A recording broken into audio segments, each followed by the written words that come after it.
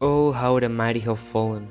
Spain, once the greatest of powers, beacon of European civility, defender of Christendom, has found itself in a downward spiral, and its very existence is under threat.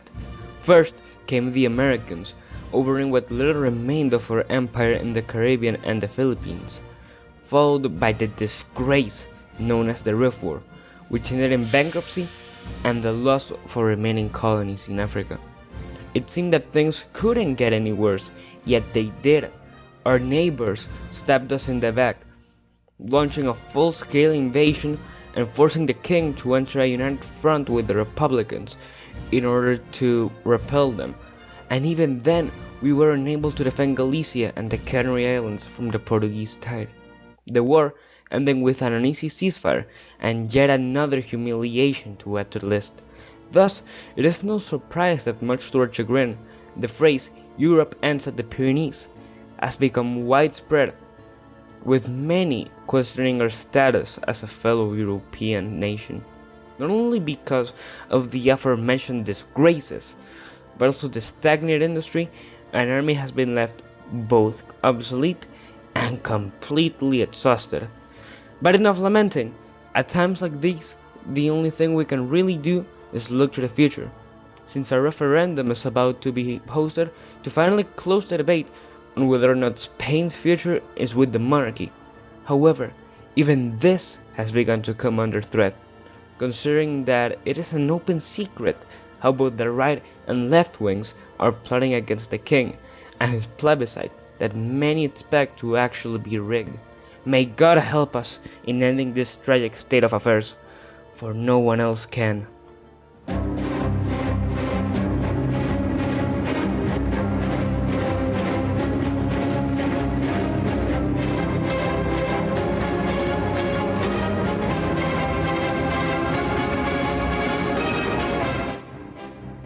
April has arrived, and with it, the powder keg has been lit by the army.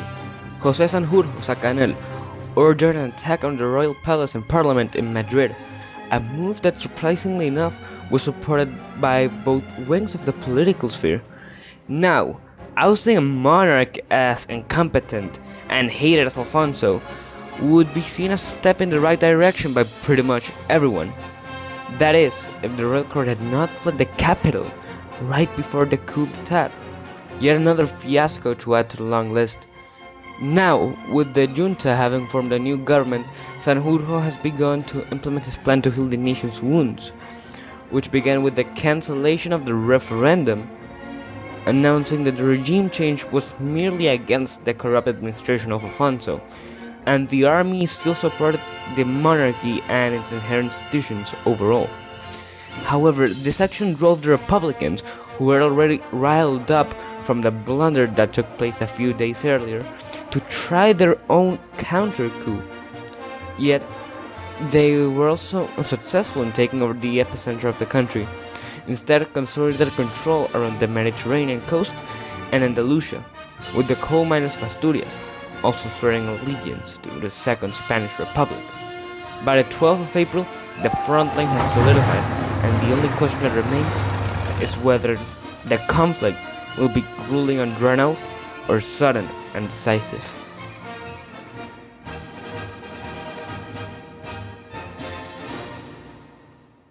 High Command has come to the conclusion that the first outcome would mean not only more loss of life and the deepening of the already quite painful scars present in Spanish society, but also mean that the Lusitanians, as they have begun calling themselves, would begin their hypothetical invasion of both the Republic and the Kingdom, as shown by their amassing of troops in our border, which would end up in the erosion of Spanish culture and their millenarian civilization, one that has endured the unendurable, dying out under the boot of opportunistic madmen.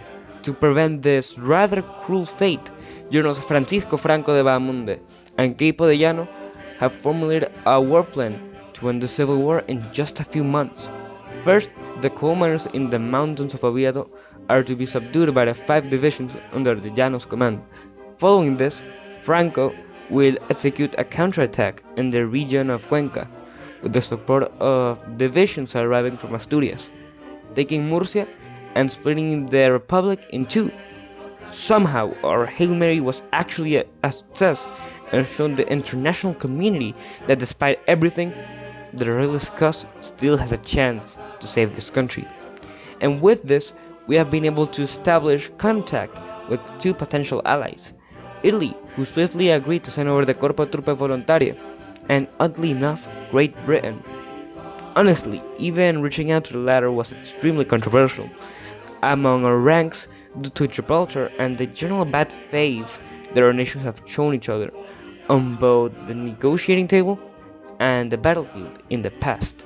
However, realpolitik and the lobbying done by aristocrats sympathetic to our struggle for tradition and faith, evidenced by the looting of churches and murder of clergy committed by the army of the Republic, atrocities that our foreign ministry made sure ended up on the international press, resulting in the formation of the British Expeditionary Force in Iberia, aid that could make or break our future campaigns. Speaking of, the skirmishes conducted in Granada by the fearless Spanish Front Legion have given us enough breathing room to try another offensive, this time aimed at cutting off the forces in Aragon from the supply lines by taking Valencia and then marching all the way to Catalonia. Ambitious? Definitely, but also certainly within our grasp. Not our morale is booming, as propaganda has shown the masses how our soldiers are fighting for the very values that made Spain great in the first place. And also considering our forces have already shown their proficiency at outmaneuvering the enemy militias while in the offensive. In only a few weeks, with the support of the so-called Fifth Column, formulated by General Emilio Mola, we were able to enter Barcelona without so much as having to fire a single shot, leaving a large portion of the Republican forces stranded in the Pyrenees, their offensive capabilities having already been rendered null by our successful defense of Zaragoza a few weeks earlier. Furthermore, our success in Extremadura and Ciudad Real has left our enemies vulnerable to one last offensive in Granada, with the forces freed up from the Eastern Front. Thus, with the fall of Malaga and the road to Sevilla laying wide open, the Republican situation became untenable, as the last vestiges of the treacherous Condor Legion and American International Brigades flee with their tail between their legs, marking the collapse of any organized resistance against our regime and the unification of our beloved homeland on August 13th, in what can only be described as a textbook campaign, a civil war that once threatened to destroy everything we knew and loved was ended in 4 months with an extremely favorable casualty ratio. Finally, the Iberian eagle is once again free to spread its wings from the cliffs of the Basque Country to the charming coast of Cadiz. But reconstruction and, more urgently, the Portuguese invasion are still in the horizon. It seems like our brave generals will still have to go through many sleepless nights before they can get their well-deserved rest. With the restoration of civic order, cooperation with the Phalangists and the Carlists has become vital to fill the banderas that will form our new army and to counter the rabid hosts raised by the socialists in Lisbon.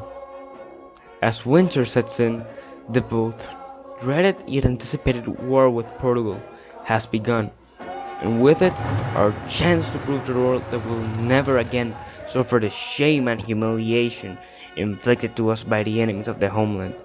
With General Franco already drafting plans to reconquer his province of birth. Eventually, we deployed 19 more divisions to reinforce us in the south, though we noticed that the Portuguese flag wasn't the only one waving on the other side of the battlefield. The Russians were aiding them with supplies, instructors, and a fierce volunteer corps that spearheaded their offensive in Badajoz.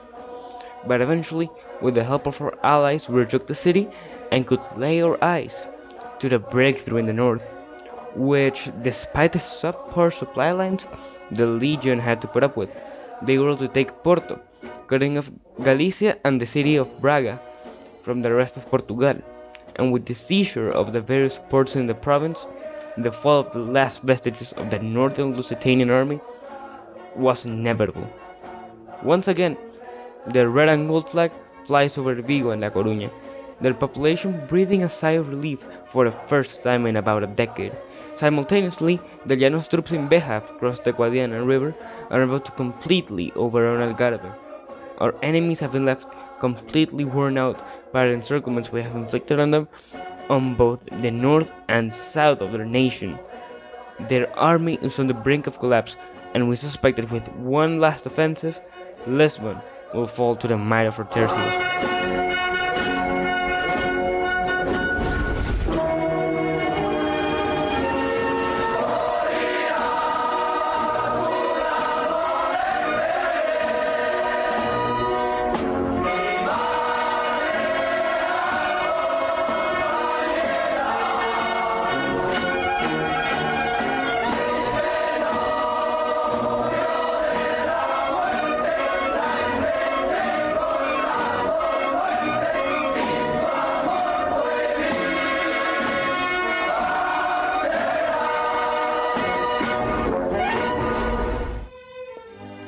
2 years have passed since Spain faced its worst crisis in contemporary history, and the process of recovery has gone ideally. Following the war, Portugal was integrated into a core part of the nascent Iberian Union, with the merging of the Carlists, the CEDA, the Falange, and the Portuguese national syndicalists, who were one of the main opponents of the former republic, into a single party, an organization known as the Traditionalist Iberian Phalanx, the Councils of the National Syndicalist Offensive, FIT y de las Sons for short.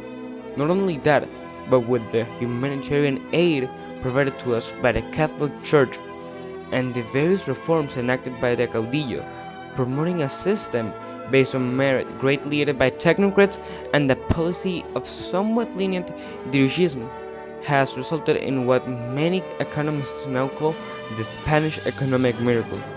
Not only are we prospering on the domestic front with remarkable stability, but also we recently achieved a massive success in our foreign affairs, officializing the pact with our friends in London by joining the Commonwealth in exchange for the long-awaited handover of Gibraltar, having redeemed ourselves in the eyes of our people and commencing another golden age for Spanish civilization.